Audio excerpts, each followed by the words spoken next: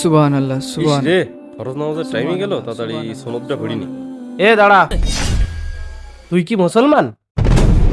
হ্যাঁ, কেন কি হয়েছে? তোর তো এর আগে কোনোদিন মসজিদই দেখিন।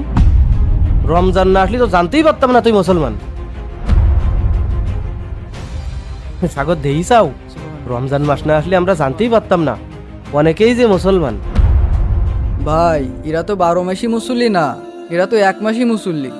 এরা শুধু রমজানে ইফতারি খাবে সেই মুসল্লি।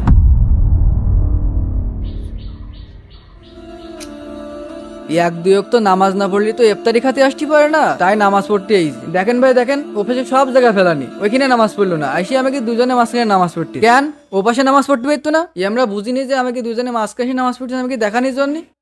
ভাই ওই দেখেন আর একজন মসজিদে আইছে, সারা বছরই কি খোঁজ পাওয়া যায় না।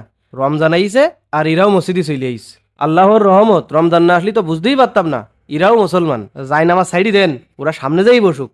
আমাকে তো এবার পিছনে জায়গা হবে না, সামনে আর জায়গা পাইতে হবেন না। ভাই যাই নামাজ তো দূরের কথা, যে হারে নতুন মুসল্লি আসা শুরু করেছে, আজকে আমরা সন্ধ্যের সময় ইফতারি পাই কেন সন্দেহ। এ আল্লাহ, ভাবিলাম রোজার মাসে 30টি রোজা রাখবো, 5 ওয়াক্ত নামাজ কালাম করবো, এই রহমতের মাসের ওসিলায় তোমার পথে ফিরে আসবো। কিন্তু কিছু মানুষের উপহাসের জন্য সেটা আর হলো না।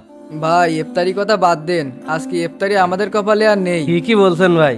উজ্জ্বল ভাই দাঁড়ান, এদিকে আসেন, এ জায়গায় বসেন, আপনাদের সঙ্গে কিছু কথা আছে। আচ্ছা ইমাম সাহেব।